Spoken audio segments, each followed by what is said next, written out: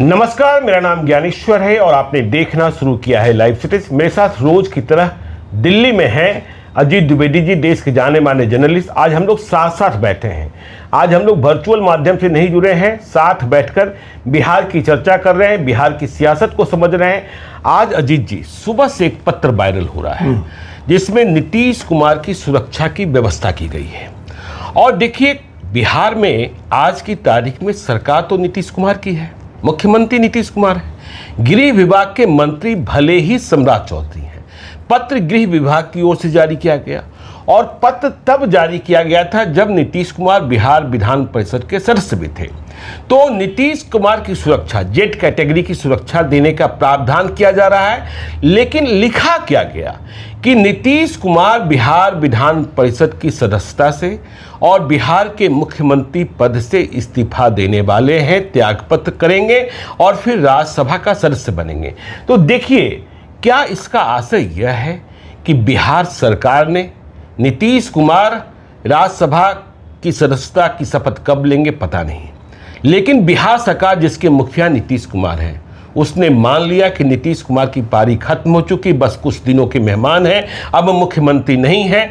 और यह पत्र यदि बाद में भी निकलता तब भी कोई समस्या नहीं थी, या कोई अविश्वास का संकट है कि नीतीश कुमार मुख्यमंत्री नहीं रहेंगे तो पता नहीं क्या सुविधाएं हो जाएगी, एक अन्य मार्ग को लेकर क्या होगा, साथ सर्कुलर रोड को लेकर क्या होगा, क्योंकि बार बार यह बात कही जा रही है कि मुख्यमंत्री नीतीश कुमार की पसंद का होना चाहिए बीजेपी की ओर से। तो कहीं कोई संकट दिख रहा है क्या? क्योंकि यह पत्र बिल्कुल मतलब किसी की समझ में नहीं आया कि यह लिखने की आवश्यकता क्या थी कि वह बिहार विधान परिषद की सदस्यता से इस्तीफा देने वाले हैं और मुख्यमंत्री पद से इस्तीफा देने वाले। यह पॉलिटिकल डिसीजन है, यह सरकार का विभाग कैसे बता रहा है, इसकी भविष्यवाणी कैसे कर रहा है? देखिए ज्ञानेश्वर जी, एक तो टेक्निकल पोजीशन समझिए। इसमें जो टेक्निकल पोजीशन है पहले वो ये है कि भारत सरकार में भी ऐसा होता है और हर स्टेट गवर्नमेंट में ऐसा होता है कि वो स्पेशल सिक्योरिटी एक्ट के तहत प्रधानमंत्री और मुख्यमंत्री की सुरक्षा होती है। हम लोग को पता है कि देश में जो स्पेशल प्रोटेक्शन ग्रुप है एसपीजी, वो प्रधानमंत्री की सुरक्षा करता है। पहले तो पूर्व प्रधानमंत्रियों के और उनके परिवार की भी सुरक्षा एसपीजी के हवाले थी, लेकिन बाद में वो एक्ट बदल दिया गया। अब एसपीजी सिर्फ प्रधानमंत्री की सुरक्षा करता है। और पूर्व प्रधानमंत्रियों का जो परिवार है, चाहे वो राजीव गांधी का परिवार हो या एचडी देवगौड़ा का परिवार हो, बीपी सिंह का परिवार हो, उसमें जिसने भी लिया है उनको जेड प्लस की सिक्योरिटी दी गई है। उसके बाद वो सिक्योरिटी खत्म होने के बाद, एसपीजी की सिक्योरिटी खत्म होने के बाद, वैसे ही नीतीश कुमार बतौर मुख्यमंत्री बिहार स्पेशल सिक्योरिटी एक्ट के तहत उनको सुरक्षा मिलती थी, जो हर स्टेट गवर्नमेंट अपने मुख्यमंत्री को देती है। तो वो सुरक्षा उनकी समाप्त होगी जैसे ही वो मुख्यमंत्री पद छोड़ेंगे, स्वाभाविक रूप से वो सुरक्षा समाप्त हो जाएगी। नए एक्ट के तहत नई सुरक्षा उनको मिलनी है। और वो सुरक्षा व्यवस्था हो सकता है कि जो स्पेशल सिक्योरिटी एक्ट के तहत सुरक्षा मिल रही है उससे ज्यादा अच्छी हो, बिल्कुल ज्यादा बड़ी हो चुकी। जेड प्लस सिक्योरिटी देने की बात कही जा रही है। और उप मुख्यमंत्री के नाते जब सम्राट चौधरी को और देश में कई लोगों को जेड प्लस एएसएल मिला हुआ है, एडवांस सिक्योरिटी लाइसेंस उनके साथ होता है, तो अगर जेड प्लस एएसएल अगर मुख्यमंत्री को भी मिलता है, पूर्व मुख्यमंत्री के नाते नीतीश कुमार को भी मिलना है, तो वो मिलना है, वो उसे हो सकता है कि अभी स्पेशल सिक्योरिटी एक्ट जो है उससे ज्यादा बेहतर सुरक्षा हो। बिल्कुल। तो ये एक टेक्निकल पोजीशन है कि जब मुख्यमंत्री पद से हटेंगे तो उनकी सुरक्षा की कैसी व्यवस्था होगी। ये तैयारी भी पहले से करनी है, ये भी ठीक बात है कि तैयारी भी पहले से होनी चाहिए है, ताकि हटते ही सिक्योरिटी को लेकर के कोई भ्रम न रहे। तो ये सब बातें ठीक है, लेकिन ये तो एक ऐसी ब्यूरोक्रेटिक प्रोसेस है जो अपने आप होना चाहिए है, स्वतः होना चाहिए है और हो जाना चाहिए है। इसके लिए कोई पत्र जारी हो, फिर वो पत्र सार्वजनिक हो जाए, उसकी खबरें अखबारों में आने लगे, ये बड़ा चौंकाने वाला है, अचंभित करने वाला है, क्योंकि एक बहुत ही सामान्य स्वाभाविक ब्यूरोक्रेटिक प्रक्रिया है, जिस प्रक्रिया के तहत आपका पद बदलते ही आपकी सुरक्षा की व्यवस्था बदल जाती है। और सुरक्षा व्यवस्था बदलने का एक दूसरा तरीका यह होता है कि आपका थ्रेट परसेप्शन, आपका उसका अध्ययन किया जाए। थ्रेट परसेप्शन का आकलन करने के बाद आपकी सुरक्षा इनहांस की जाती है या सुरक्षा घटाई जाती है। तो एक तो सिंपल ये था कि अगर जिस दिन मुख्यमंत्री पद नीतीश कुमार छोड़ेंगे उस दिन उनकी सुरक्षा, हम लोग राजनीतिक बातों पर बाद में चर्चा करेंगे, अभी जो ब्यूरोक्रेटिक प्रोसेस है, जो सिक्योरिटी का प्रोसेस होता है, वो हम लोग अभी डिस्कस कर रहे हैं। तो जिस दिन वो हटेंगे उसी दिन से उनको नई सुरक्षा व्यवस्था मिलने लगे और जो नया व्यक्ति मुख्यमंत्री होगा उसको Bihar government special security act के तहत सुरक्षा मिले। ये इंश्योर करना ब्यूरोक्रेसी का काम है, होम डिपार्टमेंट का ये काम है। और ये करने के लिए जरूरी नहीं है कि आप इसकी मतलब हो सकता है कि आप फाइल बनती हो, फाइल पर अमल होता हो, उस सब तरीका है, फाइल हो, उस फाइल के आधार पर ये चिट्ठी निकली हो। ये चिट्ठी सार्वजनिक नहीं होनी चाहिए थी, पहले तो ये बात है। दूसरा, ये ब्यूरोक्रेटिक प्रोसेस है जो एक प्रोसेस में होना चाहिए था। और उसके बाद जो आपने कही वो इंपॉर्टेंट बात है कि उस पत्र में ये लिखने का कि वो मुख्यमंत्री पद से इस्तीफा देंगे। अच्छा, ये विधान परिषद से इस्तीफा देने के पहले की बात है, इसका मतलब ये 30 मार्च के पहले की चिट्ठी है, क्योंकि 30 मार्च को उन्होंने इस्तीफा दिया है। तो 30 मार्च के पहले की चिट्ठी है कि वो विधान परिषद से इस्तीफा देंगे, राज्यसभा की सदस्यता ग्रहण करेंगे, मुख्यमंत्री पद से इस्तीफा देंगे। ये तो सब भविष्य में होने वाली चीजें हैं। ये मान करके इस आधार पर चिट्ठी तैयार करना, फिर वो चिट्ठी का सार्वजनिक हो जाना, ये कहीं ना कहीं फेल्योर है। सार्वजनिक हो जाना भी एक षड्यंत्र है, क्योंकि यह जो सार्वजनिक हुआ है उसके पीछे जेडीयू की आंतरिक ताकत है कि देखिए कैसे पत्र निर्गत किए जा रहे हैं। और यह बताया जा रहा है, देखिए जेडीयू में एक खेमा है जो चाहता है कि नीतीश कुमार अभी बने रहे, 6 महीना तक बने रहे, तब तक निशान तैयार हो जाए। लेकिन उसके पहले एक सरकारी परिपत्र में लिख दिया गया, और वह सरकार जिसके मुखिया नीतीश कुमार है, यह भी कह सकते हैं कि नीतीश कुमार सरकार को कितना देख रहे हैं, यह इस पत्र से स्पष्ट हो गया कि नीतीश कुमार इस्तीफा देने वाले हैं। मतलब कहीं ना कहीं ये तो मिस्चीवियस लग ही रहा है ना, ये तो मिस्चीवियस चीज है कि आप कैसे ये पत्र जारी हुआ वहां से।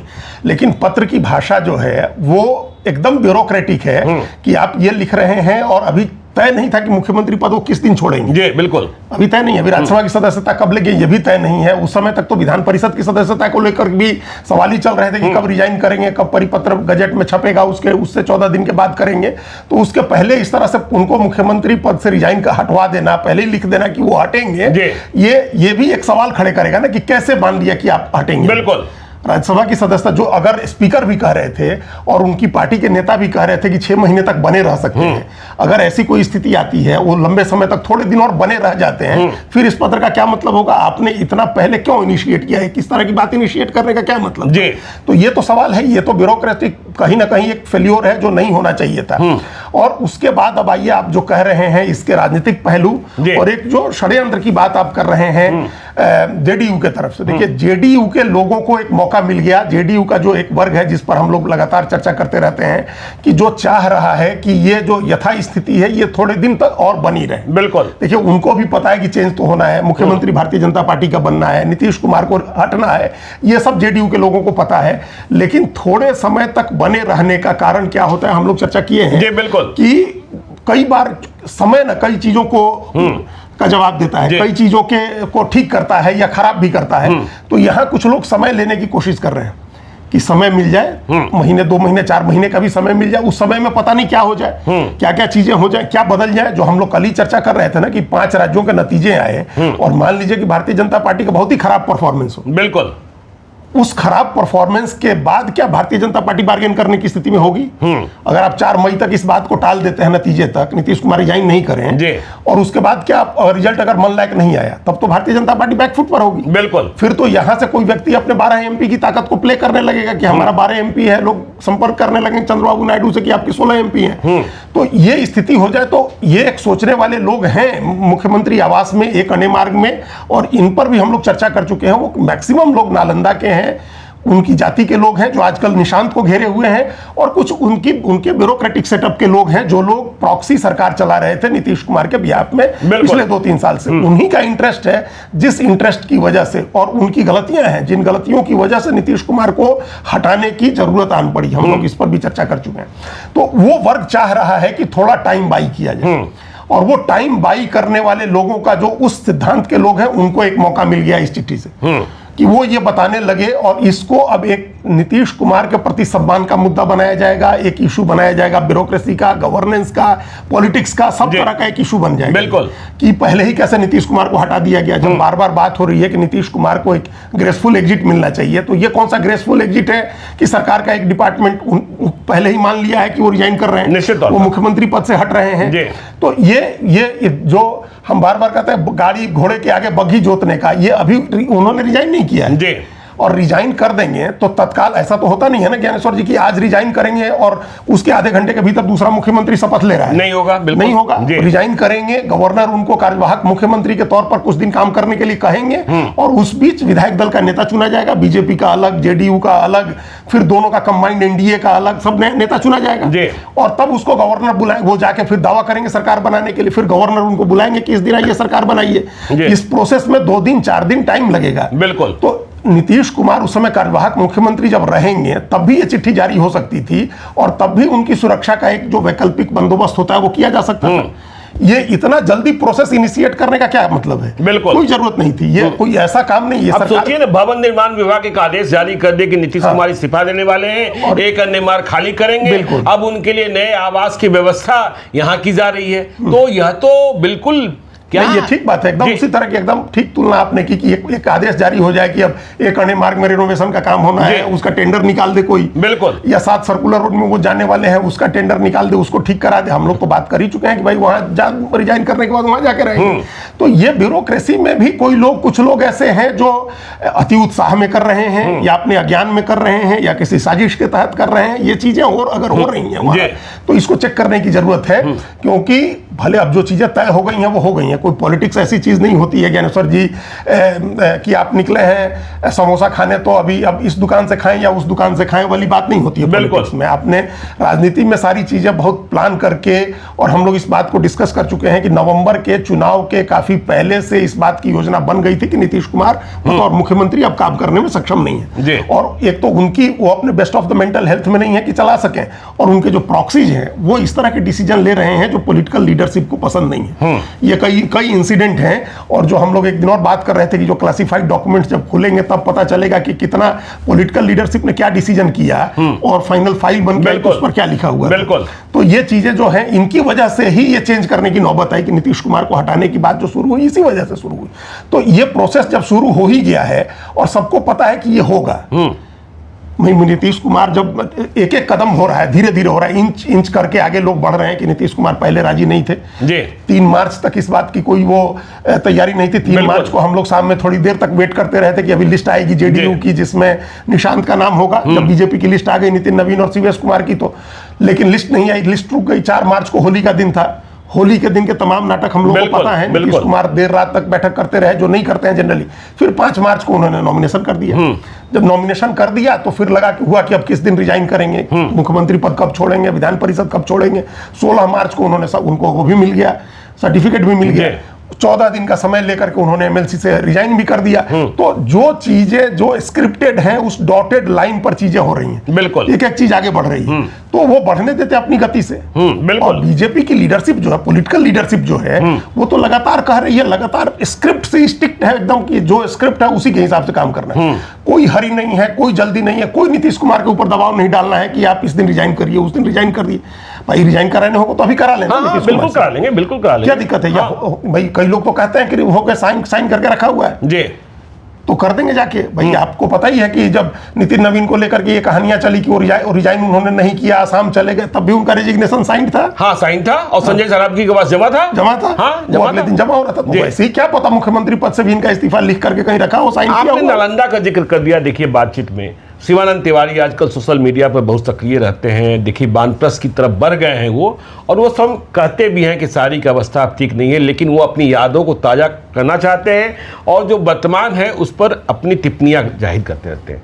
उन्होंने आज फिर लिखा कि नीतीश कुमार विदाई की बेला में कितने उदास होंगे कि उनका अपना नालंदा ही डिस्टर्ब हो गया। कल ही हम लोगों ने चर्चा की थी कि चाहे शीतला मंदिर का भगदड़ हो, चाहे वहाँ महिला के साथ हैवानियत हो, तो यह नीतीश कुमार के लिए दुखद है। और उन्होंने कहा कि देखिए मुख्यमंत्री के रूप में उनकी जो पारी रही है, लेकिन अंतिम समय में यह ठीक नहीं हो रहा है नीतीश कुमार के लिए भी, क्योंकि नीतीश कुमार है। हाँ, तो ये जिम्मेदारी किसकी होगी ज्ञानेश्वर जी? ये जिम्मेदारी तो उन्होंने जो प्रॉक्सी अपने खड़े किए हैं उन्हीं की है ना। बिल्कुल, उनके जो प्रॉक्सी हैं, जो लोग उनके नाम पर उनके बिहाफ में सरकार चला रहे हैं, ये उनको देखना है ना। नालंदा तो जो हर नेता अपना क्षेत्र का भी छोड़ता है क्या? प्रधानमंत्री बनारस छोड़ते हैं क्या? बिल्कुल, बनारस का एक एक हिसाब उनके अपने नियुक्त किए हुए लोग उनको बताते हैं, वो लोग उनको नजर रखनी होती है। तो नीतीश कुमार नालंदा राजगीर का ध्यान रखते थे। तो ये उनके आसपास के जो लोग हैं उनको ध्यान रखना चाहिए हाँ, था। चाहे श्रवण कुमार हो, भाई वहाँ के मिनिस्टर हैं। बिल्कुल। श्रवण कुमार वहाँ के मिनिस्टर इतने वर्षों से मिनिस्टर बना करके रखे गए हैं, उनको अपना ध्यान नहीं रखना चाहिए उस बिल्कुल क्षेत्र का। तो अधिकारी लोग भी हैं उधर के, वहाँ के अपने नीतीश कुमार के आसपास के मनीष वर्मा, उनके रोज का काम देखने वाले हैं, नीतीश कुमार के साथ रहते हैं। मनीष वर्मा की क्या स्थिति है, इसे लेकर लोग बड़ी चिंता करते हमने हैं। छेड़ा जिक्र देखिए, तभी हमको समझ में आया कि आपने मनीष वर्मा का जिक्र कर दिया। कल उनका जन्मदिन था और मनीष वर्मा के समर्थक इस बात से नाराज थे या कहें कि दुखी थे कि जब दूसरे नेताओं का जन्मदिन होता है तो मनीष वर्मा सभी पार्टी के वरिष्ठ नेताओं को जन्मदिन की शुभकामनाएं देते हैं, लेकिन मनीष वर्मा को एक दो नेताओं को छोड़कर किसी ने बधाई संदेश मतलब सोशल मीडिया पर लिखा तक नहीं। तो मनीष वर्मा कहाँ से चले थे, आईएएस बने, नीतीश कुमार के साथ जुड़े, नालंदा के ही हैं, उन्होंने नीतीश कुमार के साथ चलने के लिए नौकरी छोड़ दी। लेकिन अब नीतीश कुमार देखिए अब आगे एमएलसी बन पाएंगे कि नहीं बन पाएंगे, जो 9+2 की वैकेंसी आ रही है उसे लेकर भी लोग तमाम तरीके की शंकाएं, क्योंकि निशांत आ गए हैं, बिल्कुल निशांत आ गए हैं, आरसीपी सिंह नहीं आ रहे हैं। हाँ तो देखिए ये एक मनीष वर्मा के साथ एक उनका एक विडंबना देखिए, एक नियति देखिए किस तरह से काम करती है। एक समय नीतीश कुमार के उत्तराधिकारी मान ही लिए गए थे, उनको राष्ट्रीय महासचिव बनाया गया था, बिहार की यात्रा का उनका प्लान बन गया था, फिर वो प्लान यात्रा स्थगित की गई और हम देख रहे हैं कि वो पेरेनियल कैंडिडेट हैं राज्यसभा और एमएलसी के, मतलब चिरंतन दावेदार हैं। जब से आए हैं तभी से उनकी दावेदारी है। जब राज्यसभा का चुनाव आता है तो कहा जाता है कि वो राज्यसभा चले जाएंगे, जब एमएलसी का चुनाव आता है तो कहा जाता है कि एमएलसी हो जाएंगे, और होते कभी नहीं है। अभी फिर उनके साथ यही स्थिति हो गई है। और ये इसका कारण यह है कि जो हम लोग राजमहल की दुरभिसंधियों की जो बात करते हैं, राजमहल की दुरभिसंधियां जो है ये आदिकाल से होती थी, सम्राट अशोक और चंद्रगुप्त मौर्य के राजमहल में भी हुआ करती थी, और फिर मगध का राजमहल जो है इन सब चीजों का गवाह हो रहा है। बिल्कुल, ये तमाम तरह की चीजें वहां हो रही हैं, तो उसका शिकार हो जाते हैं। इसके बावजूद उनकी निष्ठा नीतीश कुमार के प्रति रहती है और नीतीश कुमार भी उनको पसंद करते हैं जी। तो ये उनकी एक जिम्मेदारी हमने जिक्र किया, तभी हमको लगा कि ये चीजें तो उनके साथ हो नहीं रही, उनके मन लायक तो कोई चीज नहीं हो रही है। बिल्कुल। इसके बावजूद श्रवण कुमार और मनीष वर्मा हमने नाम लिया क्योंकि ये दोनों पॉलिटिकल फिगर हो गए हैं, वहां के हैं लोग, नालंदा के अधिकारी लोग हैं, रिश्तेदार लोग हैं नीतीश कुमार के। ये सब का काम है कि आप देखिए, आप कोऑर्डिनेट करिए ब्यूरोक्रेसी के साथ। अब ये रिपोर्ट थी ज्ञानेश्वर जी कि महामहिम गई उपराष्ट्रपति राष्ट्रपति महोदय द्रौपदी मुर्मू, तो 2500 पुलिस वाले तैनात थे उनकी सुरक्षा। बिल्कुल। और 25,000 लोग जुटे थे शीतला माता उस मंदिर में, और एक भी सिपाही नहीं था जी। तो ये किसके कोऑर्डिनेशन का काम है? ये इसका मतलब ये एक जो हम लोग बार बार बात कर रहे हैं कि ब्यूरोक्रेसी के पास अब कोई जवाबदेही नहीं रह गई। तो ये पूरे बिहार की इस एक घटनाक्रम से आप पूरे बिहार की स्थिति समझिए कि कैसे काम कर रहे हैं, तमाम मिनिस्ट्रीज कैसे काम कर रहे हैं, सरकार चल नहीं रही, कैसे कलेक्टर काम कर रहे हैं, कैसे एसपी काम कर रहे हैं, कैसे सेक्रेटरी काम कर रहे हैं, किसी की कोई जवाबदेही नहीं। बिल्कुल, क्योंकि सब समझ रहे हैं कि ये ट्रांजिशन का पीरियड है, चेंज होना है, नीतीश कुमार हटने वाले हैं, नया मुख्यमंत्री आने वाला है, तो कोई काम नहीं कर रहा है। विजय कुमार सिन्हा है जो दरबार लगा रहे हैं, आज भी कहीं उन्होंने दरबार लगा रखा है, और देखिए हड़ताल भी चल रही है, जिसे लेकर यह भी कहा जा रहा है कि विजय कुमार सिन्हा ने जितनी कराई की, लेकिन कड़ाई के साथ अनुशासन, इसे स्थापित करना एक चुनौती है, क्योंकि हड़ताल जारी है और लंबा समय हो रहा है, सरकार निर्णय लेने की स्थिति में नहीं है। हाँ, तो क्या फिर कुछ नहीं हुआ ना, आपने जो शुरू किया उसका कोई असर, उसको आम जनता को उसका क्या लाभ मिल रहा है? बिल्कुल, अभी तो कोई लाभ नहीं मिल रहा है। हम दोनों लोगों ने बात की थी जब उन्होंने, और हमको लगता है ध्यान आ रहा है 2 दिन 3 दिन बात की थी, और हम लोगों ने उनके अभियान की तारीफ की थी, सराहना की थी कि वो अच्छा कर रहे हैं और उनको झुकना नहीं चाहिए। लेकिन नहीं झुकने का ये मतलब नहीं है, जो एक बार तो ऐसे ही लालू यादव का हो गया था, 200 कितने दिन तक, लगभग 1 साल तक बिहार सरकार के कर्मचारियों की हड़ताल चलती रही थी। उन्होंने कहा कि चलो मत जाओ, कोई मत जाओ। तो वो तो बिहार सरकार का जो सिस्टम था, सरकारी कामकाज का ये सिस्टम बिगड़ने की वो बड़ी शुरुआत थी। वो जब लालू यादव ने कर्मचारियों से बातचीट करने का बंद कर दिया, कहा कोई बातचीत नहीं करनी है, क्या मत जाओ, नहीं जाना है तो मत जाओ। बिल्कुल। तो ये जो स्थिति हुई थी उस समय, और कई लोगों के साथ ऐसा हुआ था, ट्रांसपोर्टर्स की हड़ताल हुई तो लालू यादव ने कह दिया कि छोड़ दो, मत बात करो। ये क्या इनका नाम था, जो बोचहा वाले रमई राम, हमको लगता है ट्रांसपोर्ट मिनिस्टर थे, और नहीं बात की उन लोगों ने, ट्रांसपोर्टर से बात ही नहीं की हड़ताल का। तो कितने जो अपने यहाँ के तमाम बस और ट्रक्स और उस समय जितनी कंपनियां, बहुत सारी कंपनियां तो उस समय बर्बाद हुई। बिल्कुल। तो ये बैड गवर्नेंस है जी। आपकी पॉलिसीज अच्छी हैं, आपकी सोच अच्छी है, आप बिहार के लोगों के लिए अच्छा करना चाहते हैं, लेकिन आपका अच्छा करना बैड गवर्नेंस में तब्दील हो गया। तो इस पर उनको भी ध्यान रखना चाहिए है। खैर अब वो भी इस बात में होंगे कि अब आगे बनेंगे कि नहीं बनेंगे, बनेंगे तो क्या मिनिस्ट्री मिलेगी, उसको कैसे कंटिन्यू कर पाएंगे, ये चीजें उनके साथ समस्या निश्चित तौर पर। तो जब इतने बड़े नेता के पास जो उप मुख्यमंत्री हैं उन्हीं की अनिश्चितता बनी हुई है, तो अधिकारियों की तो निश्चित रूप से अनिश्चितता होगी। बिल्कुल ये अधिकारी अनिश्चितता में है। पूरा कलेक्टर चाहे डिस्ट्रिक्ट एडमिनिस्ट्रेशन हो या सचिवालय का, पटना सचिवालय का एडमिनिस्ट्रेशन हो, सब जगह सन्नाटा है, लोग काम नहीं करना चाह रहे हैं। कोई आदमी अपनी बेसिक जिम्मेदारी निभाना नहीं चाह रहा है। और इसलिए हम लोग चाहते थे कि ये पावर ट्रांसफॉर्मेशन ट्रांजिशन जितनी जल्दी हो उतनी जल्दी हो, बिल्कुल जितनी जल्दी कर सकते हैं, क्योंकि जितने दिन आप टालेंगे उतने दिन इस तरह की अव्यवस्था बनती जाएगी।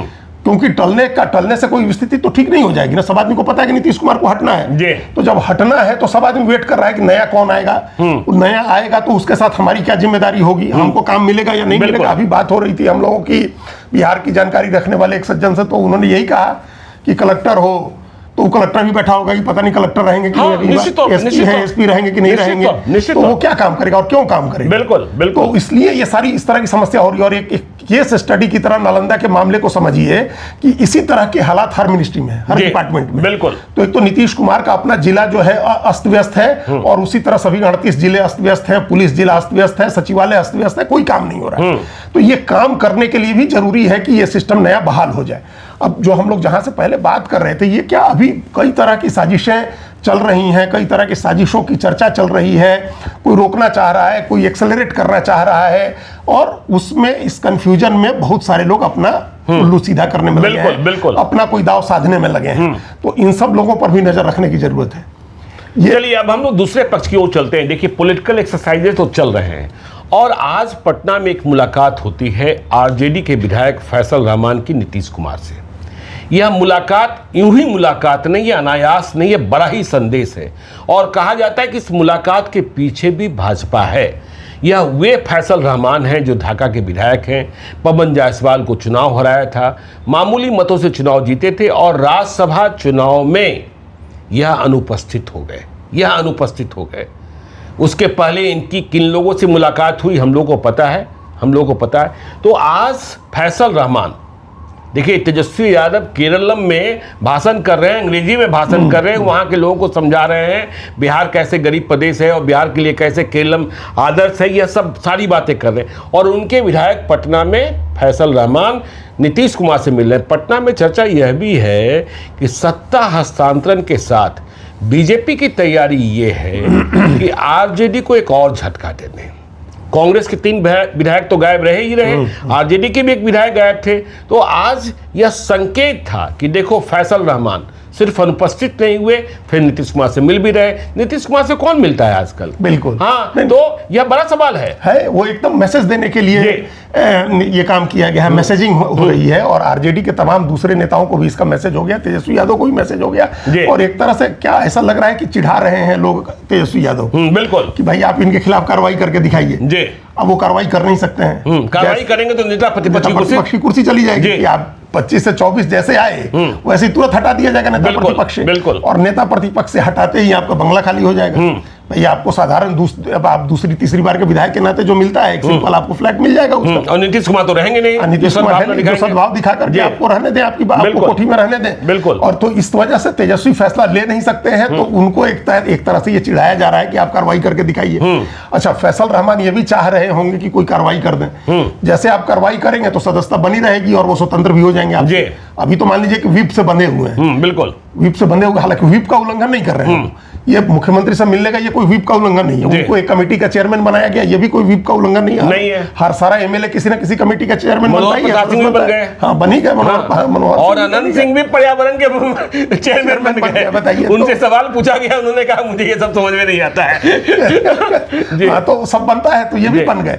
लेकिन इन सब की एक व्याख्या ये है कि फैसल रहमान अब आरजेडी से अलग हो गए। अब उनका आरजेडी के साथ कोई मतलब नहीं है। अब वो सिर्फ ये चाह रहे हैं कि उनको मुक्त कर दें तेजस्वी यादव, और तेजस्वी यादव मुक्त करेंगे नहीं। लेकिन अगर जो आपने जैसा कहा कि अगर नई सरकार आएगी तो बहुमत साबित करना होता है, चाहे जितना भी बड़ा बहुमत हो साबित तो करना होता है सदन में। तो उस दिन अगर कुछ लोग इधर के लोग उधर जाके बैठ जाते हैं, जैसे पिछली बार हुआ था, हम सब लोग देख रहे थे, बहुत एंग्जाइटी थी, लेकिन हम लोगों ने देखा कि चेतन आनंद और प्रहलाद यादव, ये नीलम देवी जाकर के उस तरफ बैठ गए, आरजेडी के एमएलए थे लोग और एनडीए के खेमे में जाकर के बैठ गए लोग। और अगर अभी भी जाकर के बैठ जाए तो एकदम ये तय मानिएगा कि तेजस्वी यादव तब भी किसी के खिलाफ कोई कार्रवाई नहीं करेंगे। उनको वही पता है कि राज्यसभा जो नेता प्रतिपक्ष का पद है वो चला जाएगा और स्पीकर भी रहने देंगे ऐसी, अगर अनलेस कि ये लोग मांगे जाकर के कि हमको अलग असंबद्ध सदस्य बना दीजिए, अलग बैठने की इजाजत दीजिए। तो वो जब होगा तब होगा। अभी एक मैसेज हो गया है कि जेडीयू बीजेपी के तरफ से कुछ और खेल चल रहा है जी, बिल्कुल। और वो खेल जो है बहुमत से आगे का है। और फैसल रहमान, आप हम चर्चा कर चुके हैं, राज्यसभा के टाइम तो उप मुख्यमंत्री से मिलने गए थे, बिल्कुल राज्यसभा के टाइम चुपके से मुलाकात की थी उन्होंने। वो तो तब तो नीतीश कुमार क्या नहीं गए थे और उस समय मैनेज करने का जिम्मा सम्राट चौधरी का था। उस समय राज्यसभा का मैनेज करना थोड़े नीतीश कुमार का नहीं था जिम्मा। नीतीश कुमार का तो अपना था कि आपके 2 एमएलए जीत जाएंगे, बाकी आपका वोट उधर ट्रांसफर हो जाएगा। जो अतिरिक्त वोट का इंतजाम करना है वो सम्राट चौधरी करेंगे। उन्हीं के घर पे मॉक पोल हुआ, सारी तैयारी हुई उनके घर पे, तो उन्होंने मैनेज कर लिया। इसका मतलब उन्होंने मैनेज किया, तो 4 विधायक उन्होंने मैनेज कर लिए थे। अब और ज्यादा विधायक मैनेज हो सकते हैं। ये बीजेपी का भी एक मैसेज होगा, जेडीयू के लिए भी मैसेज होगा, बड़ा मैसेज होगा। अजीत जी देखिए 116 तो अभी हैं, 4 इनको जोड़े तो 120 हो जाते हैं, माइनस जेडीयू, और 2 4 5 और उधर से इधर आकर के बैठ जाते हैं। तो यह तो जेडीयू के लिए बिल्कुल लाउड एंड क्लियर मैसेज होगा कि देख लो भैया, हमारी व्यवस्था हो गई है, ज्यादा नखरे मत करना। ठीक बात है। तो दोनों तरफ से सहमत का खेल इसलिए है, जेडीयू के तरफ से भी जो दबाव की राजनीति है वो इसलिए है। नीतीश कुमार का अभी इस्तीफा नहीं देना या श्रवण कुमार का ये कहना कि 6 महीने और रह सकते हैं, ये लोगों का होर्डिंग पोस्टर ले, कोई अनायास थोड़े पोस्टर लिख के ले जाता है नहीं, और उस पोस्टर पर मुख्यमंत्री की नजर चली जाए और सिक्योरिटी वाला जाकर के लेके आए वो पोस्टर, वो सब प्लान किया होता है। पॉलिटिक्स में जो नारे लग रहे हैं, जो बीजेपी जो जेडीयू के मुख्य प्रवक्ता नीरज कुमार जो नारे लगा रहे हैं, हाँ, तो ये सब चीजें एक दबाव की राजनीति का हिस्सा है। उसमें ऐसा लग रहा है कि नीतीश कुमार अपनी पसंद के व्यक्ति को मुख्यमंत्री के तौर पर स्टैब्लिश करके उसके नाम की घोषणा करा करके तब जो है छोड़ना चाहते हैं। उनकी पसंद है सम्राट चौधरी, हम लोग चर्चा कर चुके हैं, बीजेपी की भी पसंद है सम्राट चौधरी, तो उनकी घोषणा हो जाए ये जेडीयू चाह रही है। बीजेपी की तरफ से ये दिखाया जा रहा है कि आपके बगैर भी हम बहुमत, बिल्कुल बिल्कुल। और फैसल रहमान देखिए, कोई गैर यादव ओबीसी यदि विधायक या ईबीसी या और भी कोई करता, लेकिन माई वोट बैंक मुसलमान और यादव, फैसल रहमान देखिए 3 ही विधायक हैं आरजेडी के मुसलमान, एक ओसामा साहब, एक फैसल रहमान, एक और तीसरे हैं मधुबनी के बिस्फी से। तो अब ये बताइए, मुसलमान विधायक भी यदि टूटने लगेंगे आरजेडी से तो संकट कितना गहरा होगा। और फिर तो ओवैसी तो इंटर करने के लिए तैयार ही बैठे हैं तैयार बैठे हैं। और जिन बाकी 3 विधायक जो कांग्रेस के गैर हाजिर हुए उनमें वो तो इसी कॉम्बिनेशन के, बिल्कुल एक कुशवाहा है, एक दलित हैं, एक एसटी हैं, यही 3 है ना जी, मनोज विश्वास, मनोज प्रसाद सिंह और सुरेंद्र कुशवाहा। तो ये तीनों तो ऑलरेडी एनडीए के कास्ट इक्वेशन में फिट बैठते हैं। तो और वो तीनों चले जाएंगे अगर उधर। हमको कहा लोगों ने, अब कहीं हम लोग बैठे हुए थे, जेडीयू के ही लोग थे जानने वाले, उन्होंने कहा कि आज ज्वाइन कर लेगा तीनों जेडीयू, बीजेपी ज्वाइन कर लेगा तीनों। वो जेडीयू के समर्थक हैं, लेकिन उनका कहना था जेडीयू नहीं ज्वाइन करेगा, क्योंकि जेडीयू में तो आजकल कोई हैंडल करने वाला नहीं है, कोई नहीं कर रहा है, दिख नहीं रहा है, तो वो बीजेपी में चले जाएंगे तीनों लोग। तो बीजेपी अपनी संख्या देखिए, एकदम ऑपरेशन लोटस जो ओरिजिनल ऑपरेशन लोटस था वो तो बीएस येदियुरप्पा ने किया था कर्नाटक में, इस्तीफा दिला करके और चुनाव जितवाना, ये बीजेपी करेगी। ये तय मानिए कि बीजेपी की सरकार बनते ही ये काम शुरू होगा। 1-2 लोग इस्तीफा देंगे। कांग्रेस में जरूरत नहीं है, क्योंकि कांग्रेस में 6 हैं, 4 किसी समय आ जाएंगे, उनको ज्वाइन करा दिया जाएगा। आरजेडी से होगा तो इस्तीफा दीजिए और बीजेपी से चुनाव। तो 6 में 4 होंगे कि 5 होंगे? क्योंकि देखिए याद कीजिए, लोजपा में भी 6 एमपी थे इनके, 5 को टूटना पड़ा था, और इसीलिए चिराग पासवान अकेले रह गए थे। जब तक 5 में नहीं हुए थे चंदन सिंह, तब तक टूटना बड़ा ही मुश्किल हो गया था। 6 में 5 की 4 नहीं, 4 हो जाएगा, 2/3 चाहिए जी। तो 4 प्लस हो जाता है ना। हाँ, तो 2/3 पर भी हो जाएगा, तो स्पीकर के ऊपर है जी। स्पीकर, हाँ स्पीकर तो स्पीकर के ऊपर है, बिल्कुल। क्या डिसाइड करना, और आज नहीं होता है ज्ञानेश्वर जी, तब भी स्पीकर नहीं डिसाइड करे तो बरसों तक पड़ा रहे। कहाँ डिसाइड हुआ? प्रहलाद यादव का या नीलम देवी का, किसी का तो चेतनानंद का नहीं डिसाइड हुआ। और बगल में झारखंड में हम लोगों ने देखा कि बाबूलाल मरांडी को उनके 2 लोगों ने निकाल दिया, और बाबूलाल मरांडी ने अपने 2 लोगों को निकाल दिया, प्रदीप यादव और बंधु तिर्की को, और 5 साल तक स्पीकर ने कोई डिसाइड ही नहीं किया। तो ये तो स्पीकर के ऊपर रहेगा। कांग्रेस में तोड़फोड़ की, कांग्रेस में ये ऑपरेशन लोटस उस तरह से नहीं होगा, लेकिन आरजेडी में ऐसा होगा कि आप रिजाइन करिए और चुनाव लड़िए बीजेपी से, और बीजेपी अपनी संख्या 100 तक ले जाने की कोशिश करेगी। बिल्कुल, सरकार बनने के बाद 89 को 100 करने की वो कोशिश होगी। तो बीजेपी ये दिखा चुकी है, बीजेपी का अपना दाव ये है कि हम माइनस जेडीयू सरकार बना सकते हैं। जेडीयू की तरफ से ये कोशिश है कि हम लोग साथ में हैं, लेकिन हमारी मर्जी चलनी चाहिए, हमारी पसंद का सम्मान किया जाना चाहिए और टाइमिंग का भी ख्याल किया जाना चाहिए। तो अभी तक टाइमिंग का भी ख्याल किया गया, जिस तरह से नीतीश कुमार चाह रहे हैं उसी तरह से हो रहा है। कोई हरी, आप देखें, कोई हड़बड़ी है, किसी कोई हड़बड़ी नहीं है। हम लोग को हड़बड़ी है, इसलिए हड़बड़ी है क्योंकि हम लोग देख रहे हैं कि अक्टूबर के बाद से बिहार में कोई काम नहीं हो रहा है। सारे काम स्थगित है, सब काम ठप पड़ा हुआ है, ठेकेदारों के पेमेंट नहीं हो रहे हैं, वेतन पेंशन नहीं मिल रहा है। आपने कितनी बार कहा आयुष्मान कार्ड का पैसा नहीं जा रहा है, क्रेडिट कार्ड का पैसा नहीं जा रहा है, सब ठप पड़ा हुआ है। ये चीजें गति पकड़नी चाहिए है, जितनी जल्दी नया मुख्यमंत्री बनाए, उसकी शपथ दिलाए, नया मंत्रिमंडल बने, क्योंकि नई सरकार बनने के बाद भी तुरंत काम नहीं शुरू हो जाता। बिल्कुल भाई, नए मंत्री होंगे, उन नए मंत्रियों का सारा सेटअप बनेगा, आपको पॉलिसी डिसीजंस करनी है, नए अधिकारी नियुक्त करने हैं, सब लोग मिलकर तब तो काम शुरू करेंगे। तो ये सब काम जल्दी हो जाना चाहिए।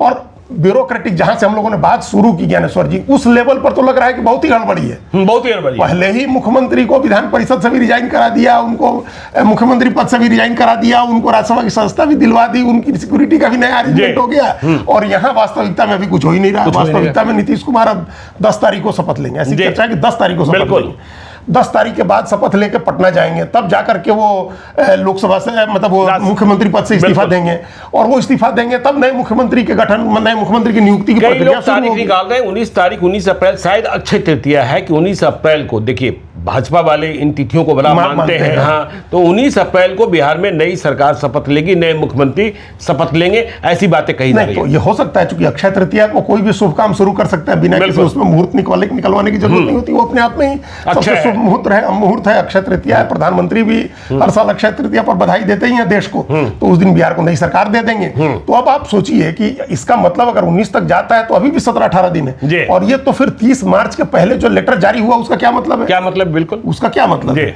इससे लोगों को मौका मिल रहा है, अननेसेसरी मौका मिल रहा है। देखिए, ये एक प्रोसेस है जो होना ही चाहिए था, जो हम पहले समझाए कि ये प्रोसेस है, ये होगा ही, सिक्योरिटी चेंज होगी ही। बिल्कुल, उनको हो सकता है कि और बेटर सिक्योरिटी मिले, वो सिक्योरिटी मिलेगी उनको, लेकिन उसके लिए एक पत्र जारी कर देना, समय से पहले पत्र जारी कर देना, सरकार का अपने 1 घंटे का काम होता है ज्ञानेश्वर जी। बिल्कुल, अगर वो रिजाइन कर देंगे उसके बाद 1 घंटे में सारी सिक्योरिटी की व्यवस्था हो जाएगी। कौन सा नहीं, कोई ऐसा थोड़ा है कि अमेरिका से सिक्योरिटी के इक्विपमेंट मंगाने, पहले भी हुआ है ना, नीतीश कुमार ने इस्तीफा दिया था ना, जितेंद्र अंबानी को मुख्यमंत्री बनाया था ना, तो वो तो कभी भी हो सकता था, वो अननेसेसरी था, एक ब्यूरोक्रेटिक प्रोसेस था जो बन के अननेसेसरी पॉलिटिकल डिस्कशन का एक इशू बन गया चारों तरफ, और जो षड्यंत्र करने वाले लोग हैं उनको उसे एक मौका मिल गया। तो चलिए देखिए बिहार में क्या सब कुछ चल रहा है, हमने आपको बताया है और आगे भी बताते रहेंगे। आप देखते रहिए लाइव सिटीज को। यदि अब तक आपने हमारे YouTube चैनल लाइव सिटी को सब्सक्राइब नहीं किया है तो जरूर कर लीजिएगा, और इस वीडियो को आप फेसबुक पेज के माध्यम से पेज को लाइक कीजिएगा, हैंडल एक्स पर भी हमें फॉलो कीजिए। धन्यवाद।